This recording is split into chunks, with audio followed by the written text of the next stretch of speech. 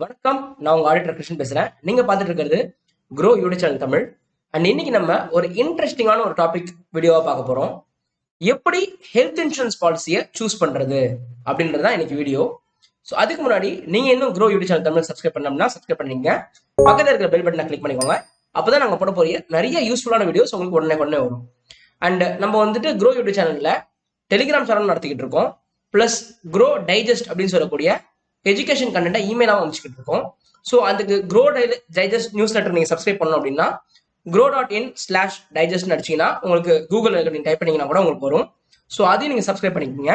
உங்களுக்கு இமெயிலில் நாங்கள் எழுதுகிற நிறைய ஆர்டிகல்ஸ் உங்களுக்கு வரும். ஸோ இன்னைக்கு நம்ம வீடியோக்குள்ள போகலாம்.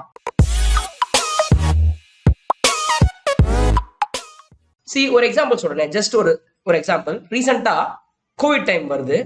இதுல 2 ஃப்ரெண்ட்ஸ் கோவிட்னால அஃபெக்ட் ஆகிறாங்கன்னு வச்சுக்கோங்க. 2 பேருமே ஹாஸ்பிட்டல்ல ட்ரீட்மெண்ட்டுக்கு போறாங்க.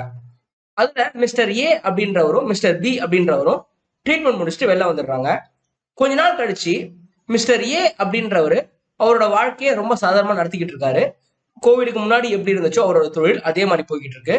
பட் மிஸ்டர் பி வந்துட்டு ரொம்பவே கஷ்டப்படுறாரு. ஏன் அப்படின்னா மிஸ்டர் பி வந்துட்டு ஹாஸ்பிட்டலுக்கு அவர்கிட்ட இருந்த எல்லா சேவிங்ஸுமே வந்துட்டு அந்த கோவிட்ல அவர் அந்த ஹாஸ்பிட்டல் செலவுல செஞ்சுட்டாரு. ஆனா மிஸ்டர் ஏ பாத்தீங்கன்னா அவர் ஹெல்த் இன்சூரன்ஸ் பாலிசி போட்டிருந்தாரு. அதனால அவருக்கு பெரும்பாலான செலவு பாத்தீங்கன்னா அந்த இன்சூரன்ஸ் கம்பெனி கிளைமா கொடுத்துருச்சு. ஸோ அவர் கை விட்டு செலவு பண்றது ரொம்பவே கம்மியா இருந்துச்சு. அதனால அவருக்கு பெரிய பாதிப்பு எதுவுமே இல்லை. இந்த ஸ்டோரியில உங்களுக்கு பெரிய அளவுக்கான திடீர் கஷ்டம் வரத்துக்கான வாய்ப்புகள் இருக்கு. ஸோ இந்த மாதிரி இன்சூரன்ஸ் போடுறதுனால அதுல இருந்து நீங்க பெரிய அளவுக்கு உங்களோட கஷ்டத்துல இருந்து வெளிப்படலாம் அப்படின்றதுதான் இந்த விஷயம். ஸோ இப்போ நான் இந்தியாவோட ப்ராக்டிக்கல் ரியாலிட்டிக்கு வரேன். இன்னைக்கு இந்தியால ஹாஸ்பிட்டலுக்கு 100 ரூபா செலவு பண்ணணும் அப்படின்னா கிட்டத்தட்ட 63 ரூபா அன்னைக்கு கையில இருந்து தான் காசு கொடுத்துட்டு இருக்காங்க. கிட்டத்தட்ட 100 பேர்ல 63 பேர் வந்துட்டு இன்சூரன்ஸ் பாலிசி வச்சுக்கிறது இல்லை. ஸோ செலவுல 63% பாத்தீங்கன்னா கையில இருந்து போற மாதிரி தான் இருக்கு. ரொம்ப கம்மியான சதவீதம் மட்டும்தான் இன்சூரன்ஸ் பாலிசி போட்டு அங்கிருந்து கிளைம் வாங்குறாங்க.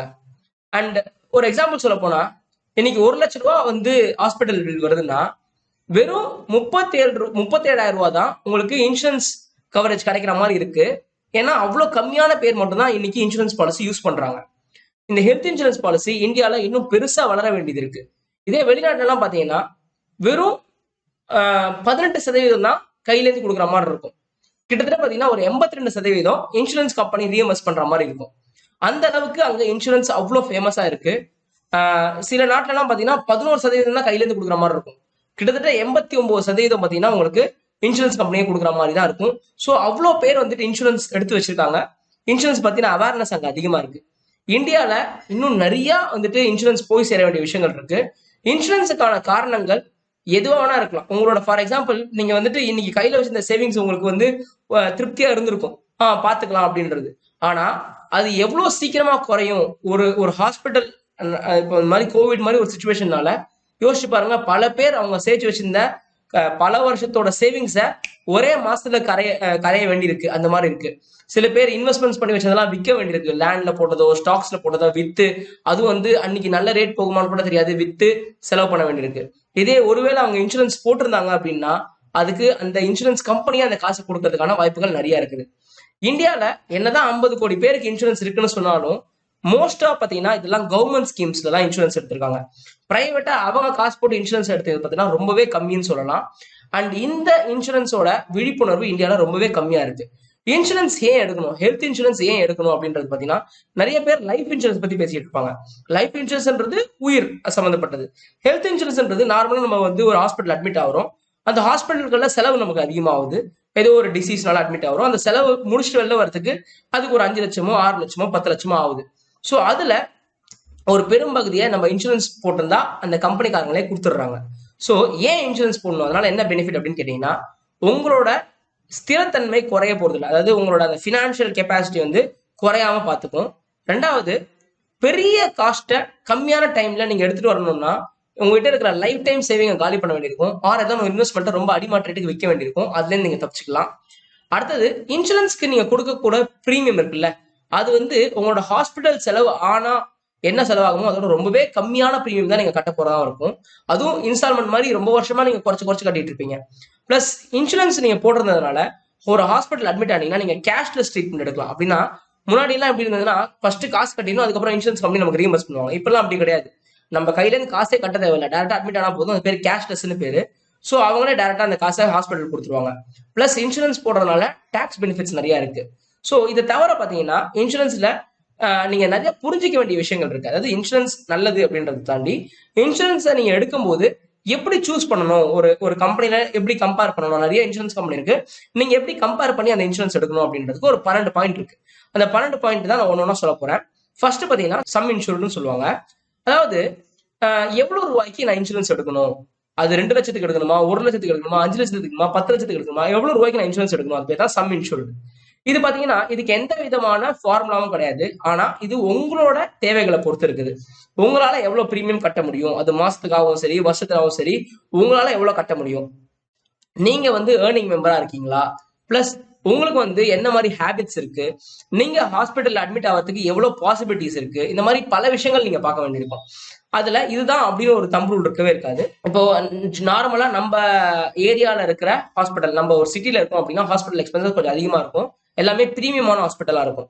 ஸோ அப்படி நம்ம எங்க போய் ஹாஸ்பிட்டல்ல போய் எந்த மாதிரி ஹாஸ்பிட்டல் நம்ம போறோம், ஒரு நல்ல ஒரு ரேட்டிங் இருக்கிற ஹாஸ்பிட்டலுக்கு போறோமா, சாதா ஹாஸ்பிட்டலுக்கு போறோமா, எந்த மாதிரி ஹாஸ்பிட்டல் நம்ம சூஸ் பண்ணி போவோம் அப்படின்றத பார்க்கணும். எந்த மாதிரி வேலையில நம்ம இருக்கோம், எவ்வளோ நமக்கு வந்து வேலை பரு சுமை எப்படி இருக்குது, அந்த வேலையில நம்ம எவ்வளவு ஏர்ன் பண்றோம், நம்மளோட லைஃப் ஸ்டைல் எப்படி இருக்கு, நம்ம வந்து இந்த மாதிரி ட்ரிங்க்ஸ் பண்றது, ஸ்மோக் பண்றது, அந்த மாதிரிலாம் விஷயங்கள் இருந்ததுன்னா நமக்கு வந்து chances of going to hospital பார்த்தீங்கன்னா அதிகமா இருக்கும். ஸோ எக்ஸ்பர்ட்ஸ் என்ன சொல்றாங்கன்னா மினிமம் வந்து 5 லட்சம் ரூபாய்க்காவது கவர் வச்சுக்கோங்க அப்படின்னு ஃபர்ஸ்ட் சொல்றாங்க. ஸோ இது வந்து பாயிண்ட் நம்பர் 1. பாயிண்ட் நம்பர் 2 பாத்தீங்கன்னா ஃபேமிலி ஃப்ளோட்டர், இண்டிவிஜுவல் பிளான் சொல்லிட்டு 2 பிளான் இருக்கு. ஃபேமிலி ஃப்ளோட்டர் அப்படின்னா ஃபேமிலி மொத்தத்துக்கும் சேர்த்து ஒரு பிளான் போட்டுருவாங்க ஹெல்த் இன்சூரன்ஸ்ல. இண்டிவிஜுவல் பிளான்ஸ் அப்படின்னா ஒரு இண்டிவிஜுவலுக்கும் பிளான் கொடுப்பாங்க. இப்போ எப்படி இந்த குழப்பத்தை நமக்கு வந்து நிறைய டைம் எப்படி இருக்குன்னா ஃபேமிலி ஃப்ளோட்டர் போலாமா இண்டிவிஜுவல் பிளான் போலாமா அப்படின்னு ஒரு ஸ்மால் டிஃபரன்ஸ் இருக்கும் அது ரெண்டுத்துக்கும். ஸோ நம்ம ஒரு குழப்பமா இருக்கும். இப்போ ஹஸ்பண்ட் அண்ட் ஒய்ஃப் 2 பேர் இருக்காங்க அப்படின்னா தனித்தனியா 5 லட்சம் ரூபாய்க்கு இண்டிவிஜுவல் பிளான் போடணுமா, இல்லைன்னா ஃபேமிலி ஃப்ளோட்டர் 10 lakhs போடணுமா அப்படின்ற மாதிரி ஒரு குழப்பம் இருக்கும். அப்படி இருக்கும்போது அதுக்கு ஒரு சின்ன எக்ஸாம்பிள் சொல்றேன். ஒருவேளை உங்க குடும்பத்துல 4 யங்ஸ்டர்ஸ் ஒரு ஏஜ் ஓல்டா இருக்காங்கன்னு வச்சுக்கோங்க. அதாவது 4 வந்து சிறு வயசு, அதாவது ஒரு 25 30 35 இருக்காங்க. ஒருத்தர் பாத்தீங்கன்னா ஒரு 50 அந்த மாதிரி இருக்காங்க அப்படின்ற பட்சம்னா நீங்க ஃபேமிலி ஃப்ளோட்டர் எடுக்கும்போது அந்த 50 வயசு ஆள் இருக்கிறதுனால உங்களோட family floater insurance premium rate வந்து ரொம்ப அதிகமா இருக்கும். அப்ப நீங்க என்ன பண்ணணும் அப்படின்னா, ஏன்னா அவங்களுக்கு தானே சான்ஸ் ஆஃப் அந்த மாதிரி தான் இன்சூரன்ஸ் கம்பெனி யோசிப்பாங்க. அவங்க ஹாஸ்பிட்டல் அட்மிட் ஆகிறதுக்கு அதிகமான வாய்ப்புகள் இருக்குன்றதுனால அப்படி யோசிப்பாங்க. அப்போ நீங்க என்ன பண்ணணும் அப்படின்னா, இந்த 4 பேருக்கு ஒரு ஃபேமிலி ஃப்ளோட்டர் எடுங்க. அந்த ஒரு ஆளுக்கு நீங்க என்ன பண்ணணும்னா இண்டிவிஜுவல் பிளான் எடுக்கணும். அதுதான் வந்து சிறந்தது. ஸோ இந்த மாதிரி யோசிச்சு நீங்க பிளான் எடுக்கணும். இன்சூரன்ஸ் கம்பெனி எப்படிப்பட்டது அப்படின்றத நீங்க பார்க்கணும். ரெப்புடேஷன் ஆஃப் இன்சூரன்ஸ் கம்பெனி, அது எவ்வளவு பிராண்ட் இருக்கு, அது எவ்வளவு வருஷமா ஆப்ரேட் பண்ணிக்கிட்டு இருக்காங்க, அதோட சால்வன்சி எப்படி இருக்கு, அந்த கம்பெனியோட சால்வன்சி எப்படி இருக்குது, அந்த கம்பெனி வந்து இன்னும் ரொம்ப வருஷம் இருக்குமா, இல்லைன்னா வேற யார்ட்டா வித்துட்டு போயிடுவாங்களா அப்படின்ற மாதிரிலாம் நீங்க பார்க்க வேண்டியது இருக்கு. ஸோ இதெல்லாம் நீங்க அப்புறம் வந்துட்டு கிளைம் செட்டில்மெண்ட் ரேஷியோ எப்படி இருக்கு. இப்பெல்லாம் ரீசெண்டா பாத்தீங்கன்னா 98% 99% கிளைம் செட்டில்மெண்ட் ரேஷியோ வந்துச்சு. ஸோ அதுல நீங்க இன்சூரன்ஸ் எடுக்க போற கம்பெனி எந்த மாதிரி இருக்கு. ஸோ கிளைம் செட்டில்மெண்ட் ரேஷியோ அப்படின்னா மொத்தமா எவ்வளவு கிளைம்ஸ் வந்து இந்த இயர்ல அவங்க செட்டில் பண்ணிருக்காங்க டிவைடட் பை எவ்வளவு கிளைம்ஸ் வந்துட்டு லாட்ஜ் பண்ணிருக்காங்க, எவ்வளவு கிளைம்ஸ் ரிசீவ் ஆயிருக்கு அப்படின்றத நம்ம போட்டு ரேஷியோ எப்பவுமே ஒரு 95க்கு மேல இருந்ததுன்னா நல்லது அப்படின்னு சொல்லுவாங்க. அடுத்தது இன்கர்டு கிளைம் ரேஷியோ அப்படின்னு சொல்லிட்டு ஐசிஆர்னு சொல்லுவாங்க. இந்த இன்கர்டு கிளைம் ரேஷியோனா என்னன்னா net claims paid divided by premium கலெக்டட்னு சொல்லுவாங்க. இது அதிகமா இருக்கிற பட்சத்துல, இந்த ரேஷியோ அதிகமா இருக்கிற பட்சத்துல நீங்க வந்துட்டு இந்த கம்பெனி சூஸ் பண்ணலாம். ஸோ 2-3 கம்பெனி உங்க மைண்ட்ல வருது, எந்த கம்பெனி நீங்க ப்ராடக்ட் சூஸ் பண்ண போறீங்கன்னா இந்த ஐசிஆர் ரேஷியோ அதிகமா இருக்கிற கம்பெனில நீங்க சூஸ் பண்ணிக்கலாம். அடுத்தது ஹெல்த் இன்சூரன்ஸ் கம்பெனி சம்டைம்ஸ் உங்களுக்கு சம் அஷ்யூர்ட்ல ஒரு சப்ளிமெண்ட் கொடுப்பாங்க. அப்படின்னா நீங்க வந்து என்னதான் வந்து ஒரு 5 லட்சம் ரூபாய்க்கோ இல்லைன்னா 6 லட்சம் ரூபாய்க்கோ ஒரு இன்சூரன்ஸ் பாலிசி எடுத்திருந்தாலும் இந்த டிசீஸ் பாத்தீங்கன்னா நீங்க மொத்தமா வந்து இந்த சம் அஷ்யூர்ட்ல கவர் ஆகாது, இதுக்கு ஒரு கேப் இருக்கு அப்படின்னு சொல்லுவாங்க. அதாவது ஓவராலா வந்து ஒரு 5 லட்சம் ரூபாய், ஆனா இந்த டிசீஸ் தான் வந்துன்னா உங்களுக்கு 2 லட்சம் ரூபாய் இல்லைன்னா 3 லட்சம் ரூபாய் தான் அப்படின்ற மாதிரி ஒரு கேப் கொடுத்துருவாங்க. அது பேர் சப்ளிமெட்னு சொல்லுவாங்க. ஸோ அது வந்து நீங்க பாத்துங்க, சப்ளிமெண்ட் இல்லாத மாதிரி எடுத்துக்கோங்க இன்சூரன்ஸை. சப்ளிமெண்ட் இருந்ததுன்னா அதிகமான லிமிட் இருக்க மாதிரி, அதாவது அதிகமான முடிஞ்ச வரைக்கும் மேக்ஸிமம் எடுத்துக்கிற மாதிரி நீங்க பாத்துக்கோங்க. ஒருவேளை ஃபார் எக்ஸாம்பிள் நீங்க ஒரு 6 லட்ச ரூபாய்க்கு இன்சூரன்ஸ் பாலிசி எடுத்திருக்கீங்க, ஹெல்த் இன்சூரன்ஸ். ஆனா அது வந்து ஹார்ட் சம்பந்தப்பட்ட டிசீஸ்க்கு சர்ஜரிக்கு 5 லட்ச ரூபா தான் மேக்ஸிமம் அப்படின்னு சொன்னாங்கன்னா, ஒருவேளை உங்களுக்கு வந்து 5 லட்ச ரூபாய்க்கு மேல செலவாச்சுன்னா அதை நீங்க கைவிட்டு கேஷ் தான் கொடுக்க வேண்டியிருக்கும், ஈவன் தான் உங்களுக்கு இன்சூரன்ஸ் இருந்தாலும். நெட்வொர்க் ஹாஸ்பிட்டல் கவரேஜ்னு சொல்லிட்டு ஒரு நிறைய பாத்தீங்கன்னா இந்த இன்சூரன்ஸ் கம்பெனிஸ்லாம் ஹாஸ்பிட்டல்ஸோட நிறைய டைப்ஸ் வச்சிருப்பாங்க. இந்த டிபின்னு சொல்லிட்டு நிறைய அந்த ஏஜென்ட்ஸ் எல்லாம் வச்சு ஹாஸ்பிட்டலோட கவரேஜ் நிறைய இருக்கும். ஸோ நிறைய ஹாஸ்பிட்டல் கவரேஜ் இருக்கிற இன்சூரன்ஸ் பாலிசியை நீங்க சூஸ் பண்ணிக்கிங்க. அது வந்து உங்களுக்கு ரொம்பவே ஹெல்ப்ஃபுல்லா இருக்கும். அடுத்தது இன்சூரன்ஸ் எக்ஸ்க்ளூஷன் சொல்லுவாங்க. இந்த ரிஸ்க் எல்லாம் நாங்க எக்ஸ்க்ளூட் பண்றோம், இந்த மாதிரி வியாதிகளுக்குலாம் தான் இந்த இன்சூரன்ஸ் கவர் ஆகாது அப்படின்னு சொல்லி இன்சூரன்ஸ் எக்ஸ்க்ளூஷன் சொல்லுவாங்க, ரிஸ்க் எக்ஸ்க்ளூஷன். அது வந்துட்டு ரொம்ப மினிமலா இருக்கிறத பார்த்து சூஸ் பண்ணுங்க. நிறைய எக்ஸ்க்ளூஷன்ஸ் இருக்கிறத பார்த்து சூஸ் பண்ணுவாங்க. ஸோ கண்டிப்பா நிறைய வியாதிகள் கவர் ஆகிற மாதிரி இருக்கிற இன்சூரன்ஸ் எடுத்துக்கோங்க. ஏன்னா உங்களுக்கு என்ன வியாதி பிற்காலத்தில் வரப்போகுதுன்னு தெரியாது. ஸோ மேக்ஸிமம் எக்ஸ்க்ளூஷன்ஸே இல்லாத மாதிரி, ஆர் எக்ஸ்க்ளூஷன் தான் ரொம்ப கம்மியான எக்ஸ்க்ளூஷன் இருக்க மாதிரி எடுத்துக்கோங்க. அடுத்தது ரூம் ரெண்ட் லிமிட் அந்த மாதிரி வைப்பாங்க. அதாவது இன்சூரன்ஸ் பாலிசியில பாத்தீங்கன்னா உங்களுக்கு ஒருவேளை நீங்க ஹாஸ்பிட்டல் அட்மிட் ஆனீங்கன்னா உங்களுக்கு இவ்வளவுதான் வந்து நான் வந்து ரூம் ரெண்ட் கிளைம் பண்றதுக்கு ஒத்துப்பேன் அப்படின்ற மாதிரிலாம் சில ரைடர்ஸ் நிறைய கிளாஸஸ் எல்லாம் இருக்கும். அதை கொஞ்சம் படிச்சு பாருங்க. முடிஞ்ச வரைக்கும் அதிகமான ரூம் ரெண்ட் தரக்கூடிய இன்சூரன்ஸ் பாலிசியை நீங்க எடுத்துக்கோங்க. அவங்க போட்டுப்பாங்க உங்களுக்கு சம் அஷ்யூர்ட்ல 1% தான் ரூம் ரெண்ட் நாங்க கொடுப்போம் அப்படின்ற மாதிரிலாம் போடுவாங்க. நீங்க முடிஞ்ச வரைக்கும் அதிகமா ரூம் ரெண்ட் எங்க தராங்களோ அது மாதிரி எடுத்துக்கோங்க. ஏன்னா நீங்க ரூம் ரெண்ட் அவங்க தராத பட்சத்துல நீங்க கை விட்டு கொடுக்க வேண்டியிருக்கும், அதை வச்சுக்கோங்க. அடுத்தது no claim bonus. Insurance company பாத்தீங்கன்னா நீங்க அட்ராக்ட் பண்றதுக்கு, அதாவது நீங்க வந்து பாலிசியை போட்டுக்கிட்டே இருக்கீங்க, பிரீமியம் கட்டிக்கிட்டே இருக்கீங்க, ஆனா நீங்க கிளைமே எடுக்காத பட்சத்துல உங்களுக்கு நோ கிளைம் போனஸ்ன்னு சொல்லிட்டு அதுல 2 ஆப்ஷன் இருக்கு. உங்களோட பிரீமியமே அவங்க குறைக்கிறதுக்கான வாய்ப்புகளும் இருக்கு, உங்களோட சம் அஷ்யூர்ட் அவங்க ஏத்துறதுக்கான வாய்ப்புகளும் இருக்கு. அதாவது நீங்க 5 லட்ச ரூபாய்க்கு சம் அஷ்யூர்ட் எடுத்திருக்கீங்க அப்படின்னா நீங்க கிட்டத்தட்ட ஒரு 10 வருஷமா கட்டிட்டு இருக்கீங்க, ஆனா கிளைமே பண்ணல அப்படின்ற பட்சத்துல இந்த 5 லட்சத்தை அவங்க 6 லட்சமா இன்க்ரீஸ் பண்ணி ஆனா பிரீமியம் மாத்தாம அவங்க அதே மாதிரி கொடுப்பாங்க. நீங்க கட்டிட்டு இருக்க பிரீமியம் அவங்க கம்மி பண்றதுக்கான வாய்ப்புகளும் இருக்குது. இது வந்து ஒரு விதமான விஷயம், இதையும் நீங்க பார்க்கணும். அடுத்தது வெயிட்டிங் பீரியட் அப்படின்னு சொல்லிட்டு ஒரு கான்செப்ட் இருக்கு. அப்படின்னா எனக்கு வந்து ஹெல்த் இன்சூரன்ஸ் நான் போட போறேன் அப்படின்ற பட்சத்துல ஆல்ரெடி எங்களுக்கு ஏதோ ஒரு நோய் இருக்கு அப்படின்னா உடனே அவங்க என்ன பண்ணுவாங்கன்னா இன்சூரன்ஸ் கொடுத்திருந்தாலும் அடுத்த சில வருஷங்கள் நீங்க வந்து ஒரு குறிப்பிட்ட வருஷங்கள் சொல்லி இந்த வருஷத்துக்குள்ள நீங்க கிளைம் வந்தாலும் நாங்க தரமாட்டோம் அப்படின்னு சொல்லிடுவாங்க.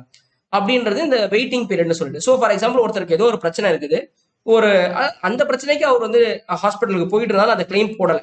ஸோ 2-3 வருஷம் வரைக்கும் அவர் அந்த கிளைமை போடலை அப்படின்ற பட்சத்துல தான் அவருக்கு அந்த பாலிசியே எலிஜிபிள் ஆகும். ஸோ நான் இன்னைக்கு பாலிசி போடுறேன், பாலிசி போட்டு ஒரு 2 மாசத்துல அட்மிட் ஆகிறேன், எனக்கு வந்து இன்சூரன்ஸ் கம்பெனி ரீஎம்பர்ஸ் பண்ணுமானா பண்ணாது. இது வந்து வெயிட்டிங் பீரியட். ஸோ எந்த பாலிசிக்கு வெயிட்டிங் பீரியட் ரொம்ப கம்மியா இருக்கோ அந்த மாதிரி பாலிசி நீங்க எடுக்கிறதுக்கான சாத்தியக்கூறு. ஸோ அந்த மாதிரி பாலிசி நீங்க எடுத்துக்கோங்க. அடுத்தது ரைடர்ஸ் சொல்லக்கூடிய டேர்ம்ஸ் அண்ட் கண்டிஷன்ஸ். அதாவது நிறைய இன்சூரன்ஸ் பாலிசி பார்த்தீங்கன்னா ஆட் ஆன் ரைடர்ஸ் சொல்லுவாங்க. அடிஷனல் டேர்ம்ஸ் அண்ட் கண்டிஷன், அதாவது நார்மலா இருக்கிற இன்சூரன்ஸ் பாலிசியோட சில ரூபா நீங்க எக்ஸ்ட்ரா, சில 100 ரூபாயோ சில 1000 ரூபாயோ நீங்க எக்ஸ்ட்ரா கொடுத்தீங்கன்னா உங்களுக்கு எக்ஸ்ட்ரா இன்சூரன்ஸ் எல்லாம் கிடைக்காது, எக்ஸ்ட்ரா விஷயங்கள்லாம் கிடைக்கிறதுக்கான வாய்ப்பு இருக்கு. அது பேர் ஆட் ஆன் சொல்லுவாங்க. இப்போ நம்ம ஒரு ஐஸ்கிரீம் சாப்பிட்டாலே கூட மேல சாக்கோ சிப்ஸ் போட்டுக்கணும்னு ஒரு ஆட் ஆன் பண்றது இல்லையா, அது மாதிரி ஆட் ஆன் பிளான்ஸ் எல்லாம் கொஞ்சம் எக்ஸ்ட்ரா நீங்க பிரீமியம் கட்ட உங்களுக்கு இந்த ஆட் ஆன் பிளான்ஸ் எல்லாம் நிறைய வரும். For example health insurance with maternity cover, critical illness கவர்னு கொஞ்சம் ஆட் ஆன்லாம் நிறைய வரும். ஸோ அந்த மாதிரி நீங்க சில பேர் வந்து ஆக்சிடென்ட் பாலிசி கவர் மாதிரி சொல்லி ஆட் ஆன்லாம் நிறைய போடுவாங்க. ஸோ அந்த ஆட் ஆன் உங்களுக்கு கிடைச்சதுன்னா கொஞ்சம் கூட பிரீமியம் போனாலும் வாங்கி போட்டுக்குங்க. சில டைம் பார்த்தீங்கன்னா உங்களுக்கு ஆர்கன் டிரான்ஸ்பிளான்ட்னா நார்மலா வராது, அதெல்லாம் வந்து ஆட் ஆன் போட்டால் மட்டும் தான் வர மாதிரிலாம் இருக்கும். ஸோ அதெல்லாம் நீங்க போட்டுக்குங்க. அடுத்தது அப்கிரேட் பண்றதுக்கான ஆப்பர்ச்சுனிட்டிஸ். ஃபார் எக்ஸாம்பிள் இப்போ வந்து நீங்க கம்மியா சம்பாதிக்கிறீங்க, அதனால நீங்க இன்சூரன்ஸ் வந்து ஹெல்த் இன்சூரன்ஸ் வந்து வெறும் ஒரு 1.5 லட்சமோ 2 லட்சமோ தான் போட்டிருக்கீங்க. பட் ஃபியூச்சர்ல உங்களோட சம்பளம் அதிகரிக்கும் போது உங்களுக்கு ரொம்ப கம்மியான பிரீமியம் இன்க்ரீஸ்ல உங்களுக்கு அடிஷனல் கவரேஜ் கொடுக்கறதுக்கு அந்த இன்சூரன்ஸ் கம்பெனி ரெடியா இருக்கான்னு பாக்குங்க. அந்த மாதிரி இருந்தா அந்த மாதிரி இன்சூரன்ஸ் கம்பெனியை நீங்க சூஸ் பண்ணலாம். ஸோ அப்கிரேட் பண்றதுக்கு, ஏன்னா இன்னைக்கு உங்களுக்கு அந்த 1 லட்சமே பெரிய விஷயமா இருக்கும், பட் இன்னொரு 6 வருஷம் கழிச்சு 1 லட்சம்ன்றது ரொம்ப சின்ன விஷயமா ஆயிரும். அன்னைக்கு ஹாஸ்பிட்டல் எக்ஸ்பென்சஸ் ரொம்ப அதிகமா இருக்க மாதிரி இருக்கும். ஸோ எந்த இன்சூரன்ஸ் கம்பெனியால உங்களுக்கு இந்த ஆட் ஆன ரொம்ப கம்மியான பிரீமியம்ல கொடுக்க முடியுதோ அந்த இன்சூரன்ஸ் கம்பெனி நீங்க சூஸ் பண்ணுங்க. இந்த வீடியோ உங்களுக்கு இந்த 12 பாயிண்ட் இன்சூரன்ஸ் எப்படி சூஸ் பண்ணணும்ன்றத சொல்லி கொடுத்துருக்கோம். பிடிச்சிருந்தா கண்டிப்பா லைக் பண்ணுங்க. நம்ம க்ரோ யூடியூப் சேனல்ல டெலிகிராம் சேனல் நடத்திக்கிட்டு இருக்கோம். அந்த டெலிகிராம் சேனலோட லிங்க் நாங்க டிஸ்கிரிப்ஷன்ல கொடுக்குறோம், நீங்க அதுலயும் வந்து ஜாயின் பண்ணி அது தெரிஞ்சுக்கலாம். அண்ட் க்ரோ யூடியூப் சேனல் பார்த்தீங்கன்னா தமிழ்ல மட்டும் இல்லை, உங்களுக்கு நிறைய ரீஜனல் லாங்குவேஜஸ்ல இருக்கு. தமிழ், தெலுங்கு, கன்னடம், குஜராத்தி, மலையாளம் இதெல்லாம் இருக்கு. அண்ட் க்ரோ டைஜஷன் சொல்லிட்டு ஒரு மேக்சின்ஸ் உங்களுக்கு வந்து இமெயில் அமைச்சுக்கிட்டு இருக்கோம், நியூஸ் லெட்டர் மாதிரி, அதையும் நீங்க சப்ஸ்கிரைப் பண்ணிக்கலாம். grow.in digestion போட்டீங்கன்னா உங்களுக்கு கூகுளில் அதுவும் வரும். ஸோ அதுக்கும் நீங்கள் சப்ஸ்கிரைப் பண்ணீங்கன்னா உங்களுக்கு வந்துட்டு இமெயிலில் வரும். அண்ட் நிறைய எஜுகேஷன் கண்டென்ட் நாங்கள் போஸ்ட் பண்ணிக்கிட்டு இருக்கோம். உங்களோட ஆதரவுக்கு ரொம்பவே நன்றி. அண்ட் நீங்கள் சப்ஸ்கிரைப் பண்ணாமல் இந்த வீடியோ பார்த்துட்டு இருக்கீங்கன்னா தயவுசெய்து சப்ஸ்கிரைப் பண்ணுங்க. பக்கத்தில் இருக்கிற பெல் பட்டனை கிளிக் பண்ணிக்கோங்க. அப்பதான் நாங்கள் போட வீடியோஸ் உங்களுக்கு உடனே வரும். இன்னொரு வீடியோவில் பார்க்குறேன். நன்றி.